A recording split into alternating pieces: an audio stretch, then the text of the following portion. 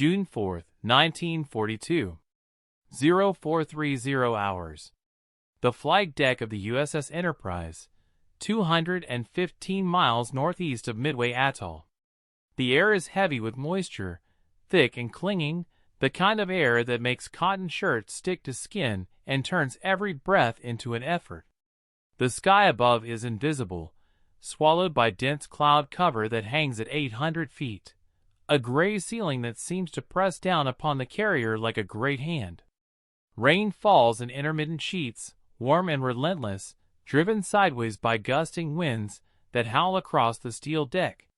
Lightning flickers inside the clouds, illuminating them from within, turning them momentarily silver before darkness returns. On the pitching deck, drenched in spray and rain, a young pilot named Ensign George Gay stands beside his Douglas TBD Devastator torpedo bomber, running his hands along the cold, wet fuselage as though committing its shape to memory. Around him, other pilots and crews scramble to ready aircraft, their shouts barely audible over the wind and the crash of waves against the carrier's hull. The storm is worsening.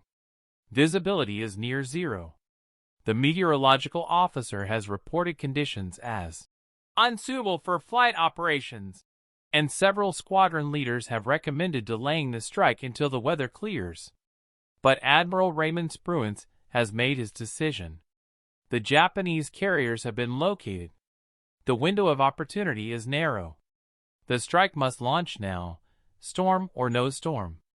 Gay watches as a deck handler waves him toward the catapult, and he climbs into his cockpit, water streaming from his leather flight jacket. He does not know that in 3 hours, he will be the sole survivor of Torpedo Squadron 8. He does not know that the storm he is about to fly through will become a weapon more lethal to the enemy than any bomb or bullet. He knows only that the engine is turning over, that the deck is moving beneath him, and that somewhere beyond the clouds and the rain, the Japanese fleet is waiting. The Battle of Midway is remembered as the turning point of the Pacific War, the moment when American naval aviation broke the back of the Imperial Japanese Navy's carrier striking force. In the span of 5 minutes on the morning of June 4, 1942, dive bombers from the Enterprise and Yorktown destroyed 3 Japanese fleet carriers, Akagi, Kaga, and Soryu. A 4th carrier, Hiryu, was sunk later that afternoon. Japan lost 4 irreplaceable carriers, more than 300 aircraft, and thousands of trained pilots and aircrew. The United States lost 1 carrier, the Yorktown, and approximately 150 aircraft. The strategic balance in the Pacific shifted decisively in favor of the Allies.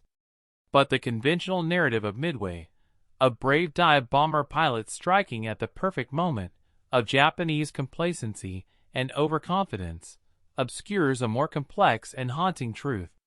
The American victory at Midway was not achieved through superior technology or numbers. The American aircraft were, in many cases, inferior to their Japanese counterparts. The TBD Devastator torpedo bombers were slow, vulnerable, and obsolete. The F-4F Wildcat fighters were outclassed by the legendary Mitsubishi A6M0 in speed, maneuverability, and climb rate. What the Americans possessed, however, was a willingness to fly through conditions that no rational military doctrine would have permitted, to accept losses that bordered on suicidal, and to trust in instruments and training when visibility and orientation were lost.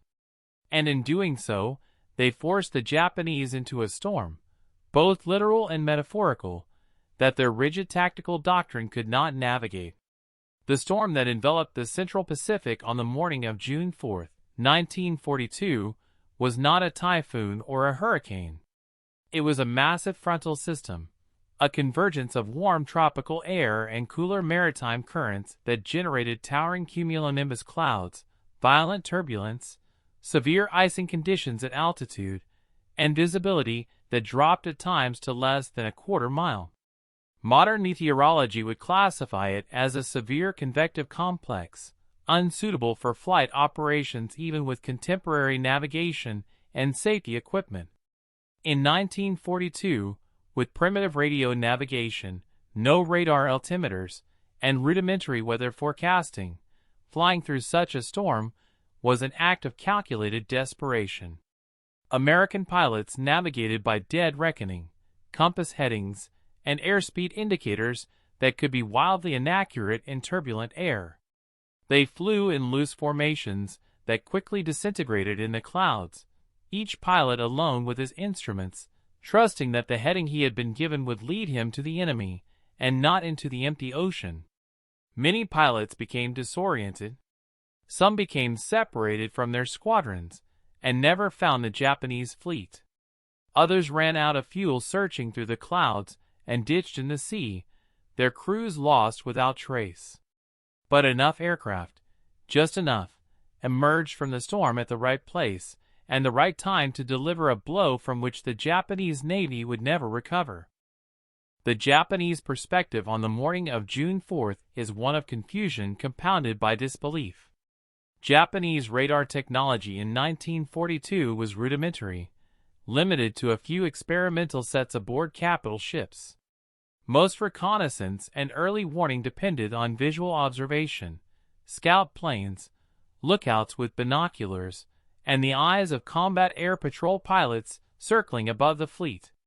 When American strike aircraft began to emerge from the storm clouds, the Japanese were caught in a moment of catastrophic indecision. Carrier decks were cluttered with aircraft being rearmed and refueled, bombs and torpedoes stacked in the open, fuel lines snaking across the deck. The combat air patrol had been drawn down to sea level, chasing American torpedo bombers that attacked in suicidal low-altitude runs. Japanese fighter directors believed they had time. The storm, they reasoned, would delay or prevent further American strikes. No competent commander would launch aircraft into such conditions. No pilot would fly through clouds so thick, through turbulence so violent, through rain and lightning that turned the sky into chaos. And yet, impossibly, the Americans did. And when the dive bombers emerged from the cloud cover at 14,000 feet, rolling into their attacks with the sun behind them, the Japanese carriers were defenseless.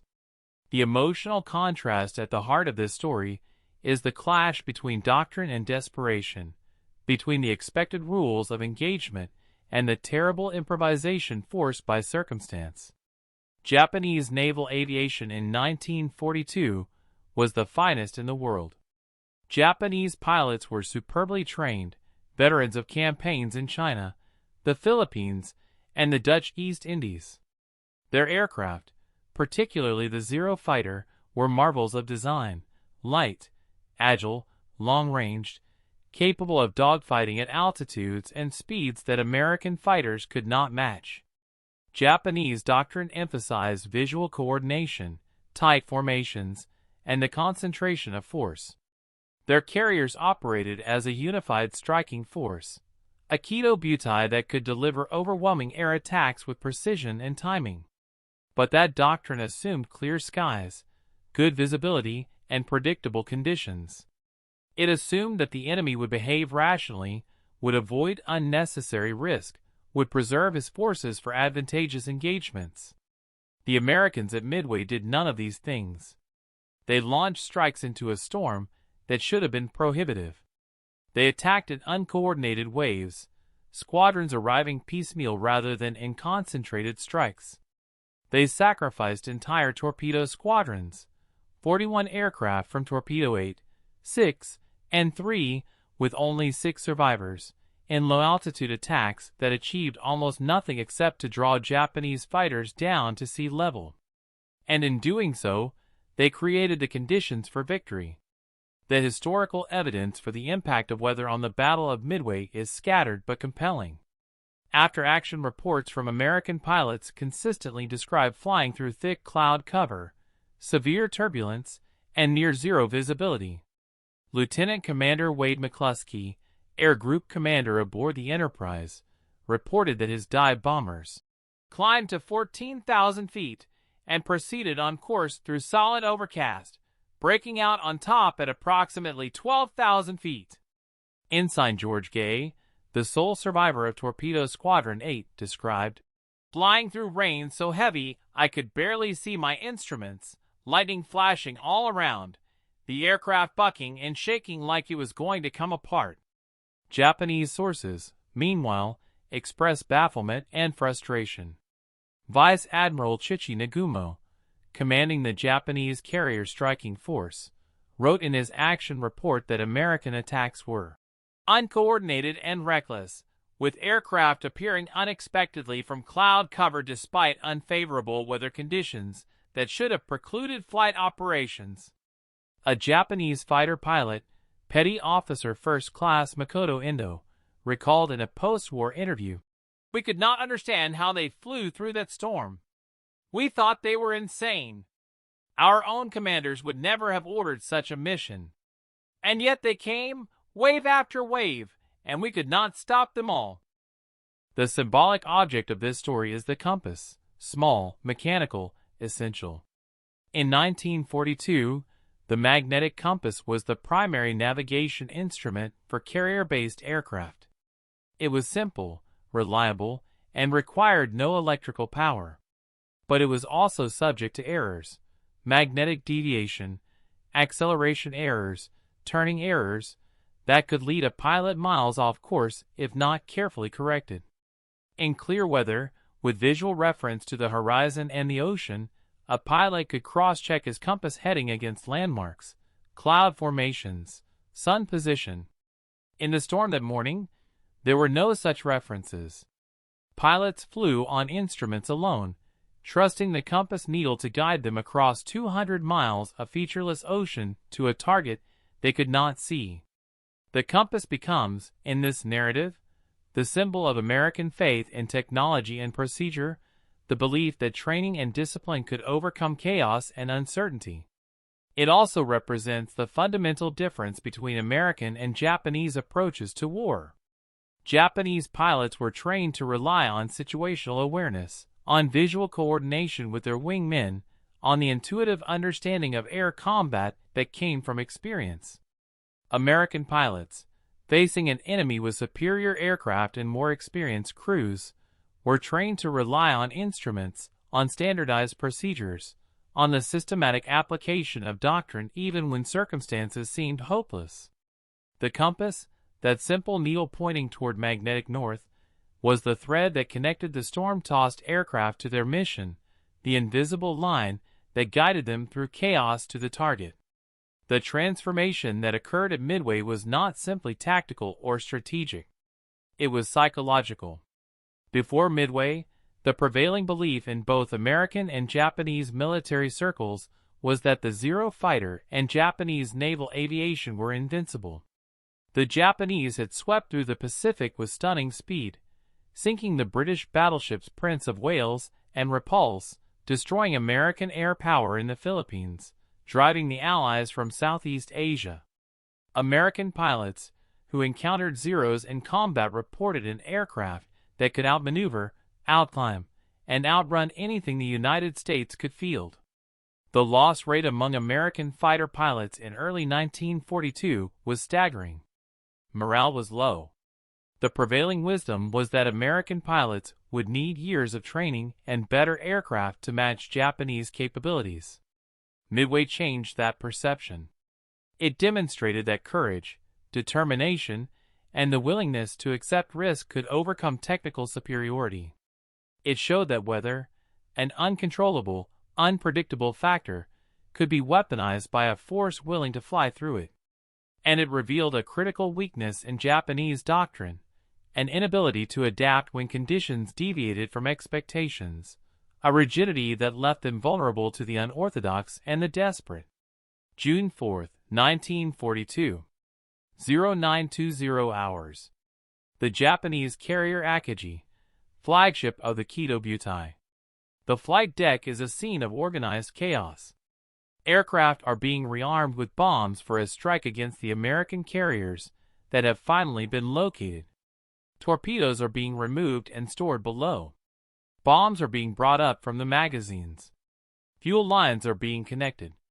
The process is taking longer than anticipated, and the strike coordinator is urging the deck crews to hurry. Above the fleet, The combat air patrol has been reinforced, but most of the Zeros are at low altitude, having just finished repelling an attack by American torpedo bombers. The sky is still overcast, but the storm seems to be clearing. Visibility is improving. The Japanese air staff believes the worst is over. And then, at 1022 hours, lookouts on the Akagi spot aircraft emerging from the clouds high above. American dive bombers, more than 30 of them, rolling into near-vertical dives, their engines screaming, their bomb bay doors open. There is no time to launch fighters. No time to clear the deck. No time to do anything except watch as the first bombs fall. The attack lasts 5 minutes. In that span, 3 Japanese fleet carriers are mortally wounded. The Akagi is hit by at least 1 bomb, possibly 2, that penetrate the flight deck and explode among the armed and fueled aircraft waiting to launch. Secondary explosions rip through the hangar deck. Fires spread uncontrollably. The Kade takes 4 hits, turning her into an inferno. The Sori is struck by 3 bombs, and within minutes is dead in the water, her crew abandoning ship. The Japanese combat air patrol, which had been so effective against the low-altitude torpedo attacks, is caught out of position. The Zeros are at sea level, having burned fuel and ammunition chasing the Devastators. They cannot climb fast enough to intercept the dive bombers. By the time they reach altitude, the attack is over. The Americans are already withdrawing, disappearing back into the clouds. Japanese fighter pilots chase them into the overcast, but the storm that the Americans flew through on the way to the target now provides them cover on the way home. The clouds swallow the retreating bombers. Japanese pilots fly through turbulence and rain, searching for targets that have vanished. Fuel runs low. Frustration turns to desperation. Several Zeros become disoriented in the storm and never return to their carriers. Others ditch in the ocean, their pilots lost.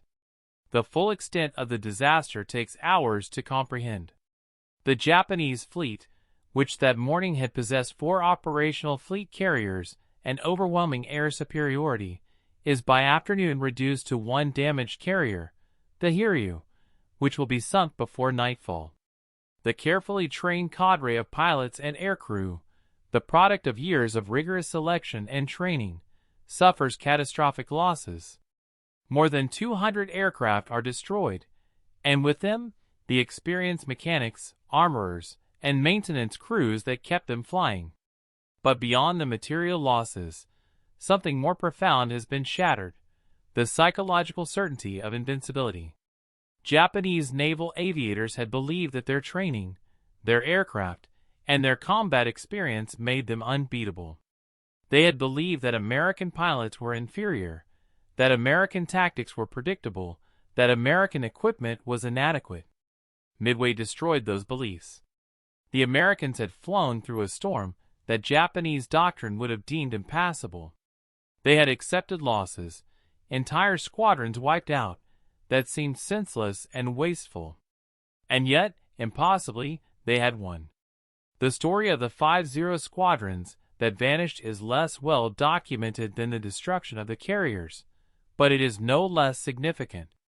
Japanese records are incomplete, many having been destroyed in the final months of the war, but post-war interviews and reconstructed flight logs suggest that at least 40 Zero fighters were lost on June 4, 1942, not to enemy action, but to fuel exhaustion, navigational errors, and weather-related accidents. These aircraft were part of the combat air patrol and the strike escorts that were airborne when the American dive bombers attacked. When the carriers were hit and began to burn, these Zeros had nowhere to land. They circled the burning fleet, their fuel gauges dropping, their pilots radiating increasingly desperate calls for instructions. Some were ordered to make for Midway Atoll, hoping to land on the Japanese-occupied airstrip there. But Midway was under heavy American bombardment, and the runway was cratered and unusable. Others were told to fly toward the Japanese-held Wake Island, more than 1,000 miles away, far beyond the Zero's maximum range. A few pilots attempted to ditch near Japanese cruisers and destroyers, hoping to be rescued. Most were not. The storm, which had been clearing, worsened again in the afternoon, bringing low clouds and heavy rain. Zeros flying alone, without navigation aids, without radio beacons, without a carrier to return to, simply vanished into the Pacific. Some wreckage was recovered. Most was never found. The emotional impact of these losses on the survivors was profound. Japanese naval aviators were trained to believe in the supremacy of their aircraft and their skills. The Zero, in particular, was not just a machine, but a symbol of Japanese martial prowess, of the Bushido spirit made manifest in aluminum and steel. To lose so many Zeros, not in heroic combat, but to fuel exhaustion and disorientation, was a psychological blow that undermined the entire foundation of Japanese naval air doctrine. In the weeks and months after Midway, Japanese pilots reported a subtle but pervasive change in their approach to combat. They became more cautious, more defensive, less willing to take risks. The aura of invincibility was gone. And in its absence, doubt crept in, doubt about the competence of their commanders, doubt about the sustainability of the war, doubt about whether the sacrifices being demanded of them could ever lead to victory. The American pilots, who flew through the storm, experienced their own transformation. Many had been terrified. Some had become violently airsick in the turbulence. Others had prayed, cursed, or simply gripped their controls and focused on keeping the aircraft straight and level. But they had done it. They had flown through conditions that would have grounded most air forces, and they had delivered a decisive blow. The lesson was not lost on American commanders. In the battles that followed, Guadalcanal, the Philippine Sea, Leyte Gulf, American carriers launched strikes in weather that would have been considered marginal or unsuitable by peacetime standards.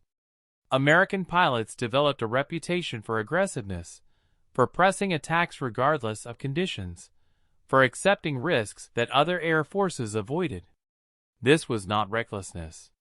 It was a calculated understanding that weather could be a weapon, that the enemy's unwillingness to fly in poor conditions created opportunities, and that the side willing to operate in the storm would control the battlefield.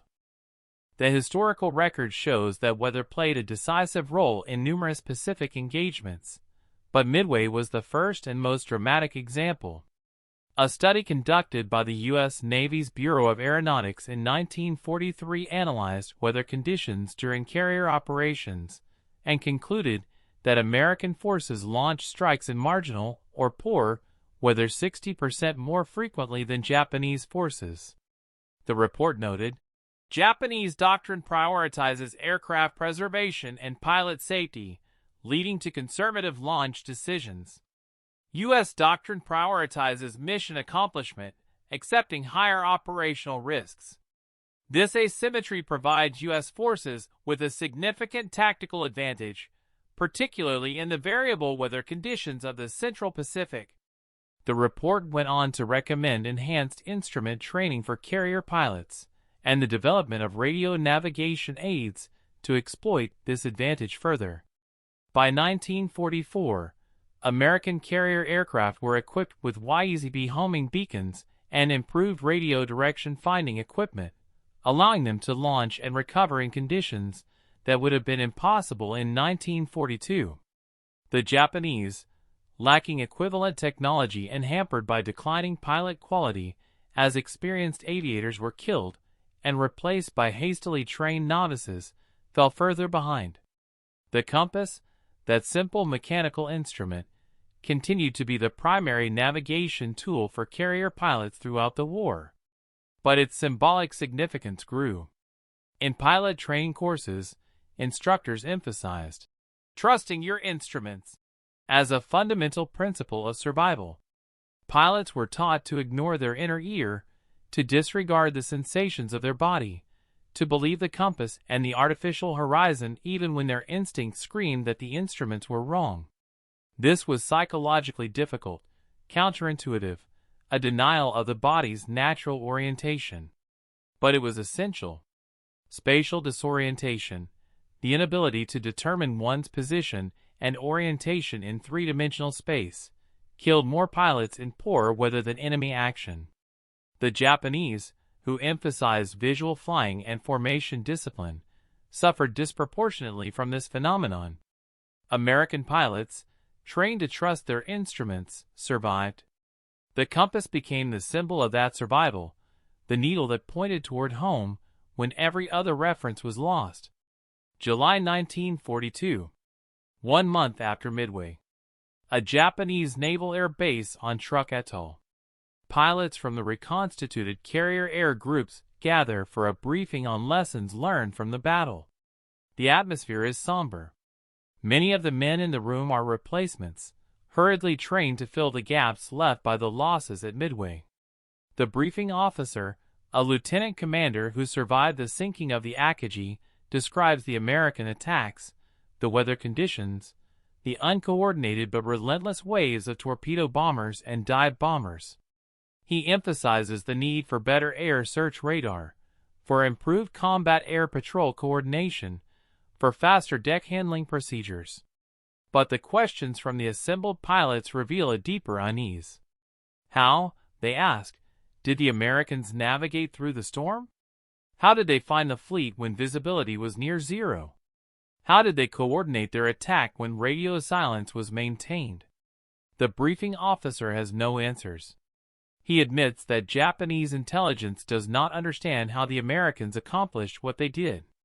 One young pilot, fresh from training, raises his hand and asks the question that no one wants to voice. Are we still superior to them? The briefing officer pauses, and in that pause, the answer is understood by everyone in the room. The transformation was not immediate, but it was inexorable. Japanese naval aviation, which had begun the war with a significant qualitative advantage, found itself in a war of attrition that it could not win. The Americans produced pilots faster than Japan could kill them. American training programs, while less rigorous than Japanese programs in 1942, improved rapidly, emphasizing instrument flying, gunnery, and tactics tailored to exploit the weaknesses of the Zero. American aircraft, initially inferior, were replaced by newer models, the F-6F Hellcat, the F-4U Corsair, the SB-2C Helldiver, that matched or exceeded Japanese performance. But most importantly, American doctrine evolved to embrace risk, to operate in conditions that the Japanese avoided, to use weather as both shield and weapon. By 1944, Japanese pilots called the American carrier task forces the storm that cannot be escaped, a grudging acknowledgement that wherever the Americans appeared, chaos and destruction followed, and that no amount of skill or courage could prevent it. The philosophical dimension of this story lies in the different conceptions of fate and control embodied by the two sides. Japanese Bushido culture emphasized acceptance of fate, the understanding that death in battle was honorable, and that the outcome of combat was determined by destiny and the will of the gods. This worldview coexisted with a belief in meticulous preparation, in training that bordered on the fanatical, in achieving perfection through discipline. But when confronted with chaos, literal chaos, in the form of a storm, the Japanese response was to wait, to seek more favorable conditions, to avoid unnecessary risk.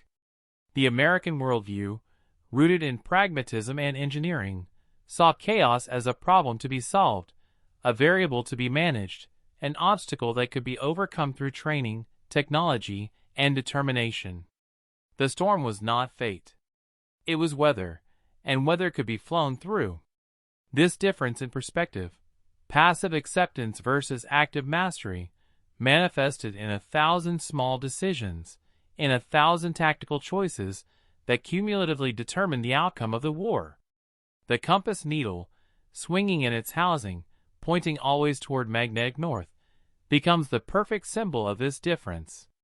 To the Japanese pilot, trained to fly by visual reference and formation discipline, the compass was a backup instrument, something to consult when other references were lost, but not something to trust absolutely.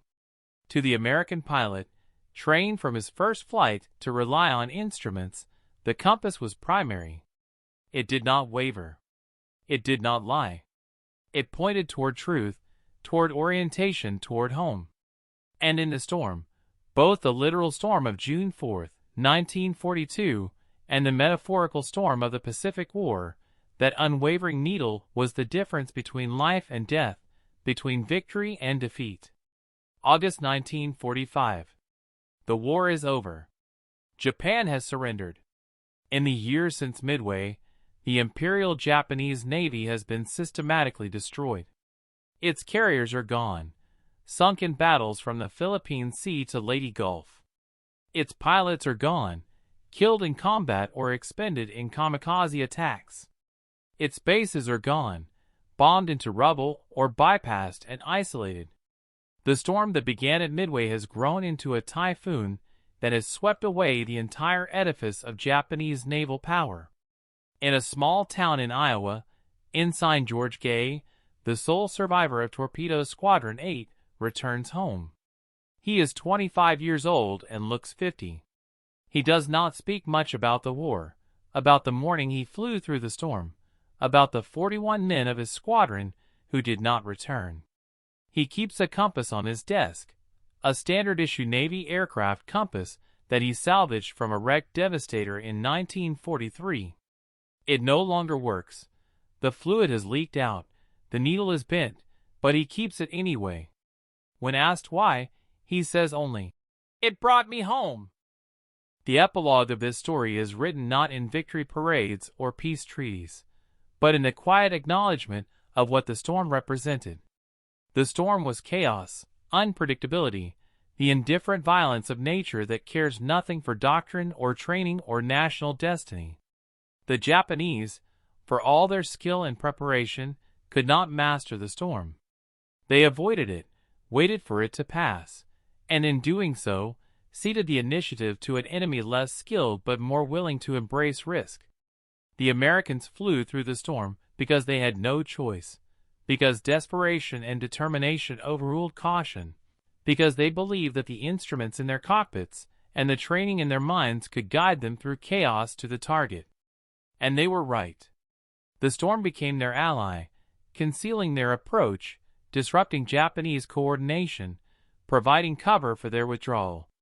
The 50 squadrons that vanished into the Pacific on June 4, 1942, were not defeated by American guns or bombs.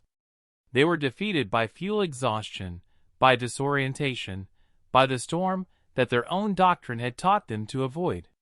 They were defeated, in the end, by the same rigidity and inflexibility that had made them formidable in the war's early months but left them unable to adapt when the nature of the conflict changed. The larger truth that emerges from this story is about the nature of freedom and control in warfare. The Japanese military system was hierarchical, rigid, bound by tradition and protocol. It produced superbly trained warriors who excelled in the conditions for which they had been prepared. But it did not produce adaptable soldiers who could improvise when conditions changed. The American system, for all its inefficiencies and contradictions, produced pilots who could think for themselves, who could trust their instruments over their instincts, who could fly through a storm because the mission demanded it and the compass said it was possible. This was not a matter of courage. Both sides had courage in abundance. It was a matter of philosophy, of whether the individual was a tool to be perfected and employed or an agent empowered to make decisions and take risks. The storm at Midway was the test, and the results were unambiguous. The compass on George Gay's desk, broken and silent, is a relic of that test. It is a reminder that orientation is not given but achieved, that finding one's way through chaos requires trust in something beyond instinct and intuition, that survival is not a matter of fate but of choice and preparation. The Japanese pilots who vanished into the Pacific did not lack courage or skill. They lacked the training and the mindset to trust an instrument when all other references were gone, to believe that a needle pointing north was more reliable than the confused signals of their inner ears, to fly into the storm rather than around it. That lack, multiplied across thousands of engagements, determined the course of the war. September 1945. Tokyo Bay. The Japanese surrender is signed aboard the USS Missouri. Among the American officers present are several who flew at Midway, who navigated through the storm, who emerged on the other side to find the enemy fleet laid out before them like a gift. They do not speak of the storm in their memoirs or their after-action reports. It is simply a detail, one element among many, in the complex narrative of how the battle was won. But the pilots who were there remember. They remember the turbulence that shook their aircraft, the lightning that flashed around them, the rain that turned the canopy opaque, the moment when the clouds broke and the Japanese carriers appeared below, unmistakable and vulnerable. They remember the fear and the exhilaration, the disorientation and the clarity, the terrible simplicity of the compass needle pointing toward the target.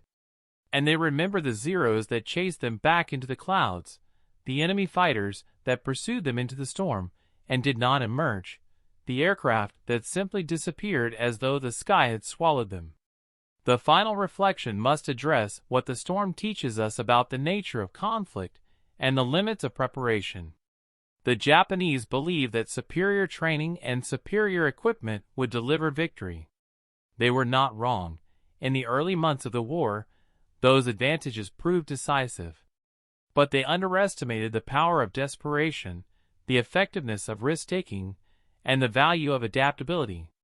The Americans, facing an enemy with better aircraft and more experienced pilots, could have concluded that the war was unwinnable, that the technological and qualitative gap was too great to overcome.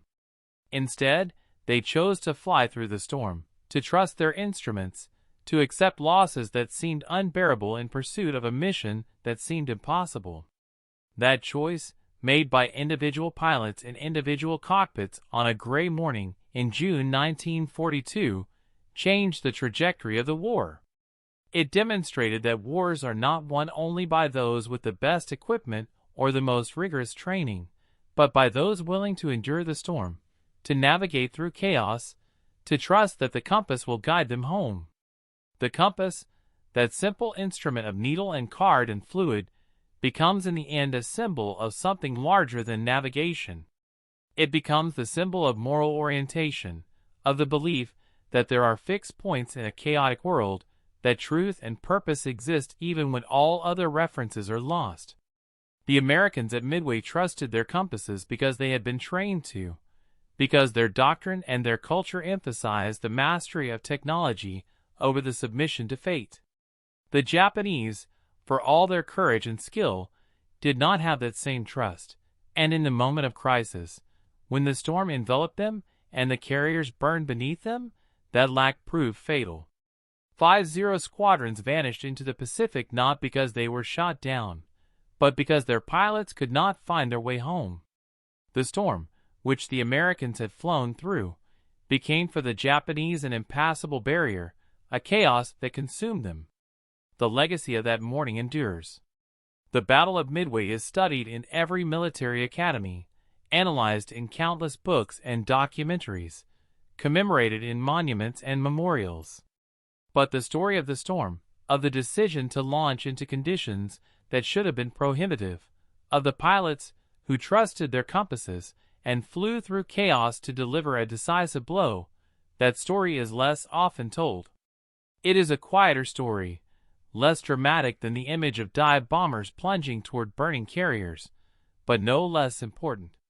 It is the story of how wars are won not just by the brilliance of strategy or the power of industry, but by the willingness of ordinary men to do extraordinary things, to fly into the storm when every instinct says to turn back, to trust the needle pointing north when all other references are gone. It is the story of the compass and the storm, of orientation and chaos, of the choice between waiting for favorable conditions and creating them through courage and determination. And it is the story, ultimately, of why 50 squadrons vanished into the Pacific on a gray morning in June, and why the pilots, who should have been afraid chose instead to fly.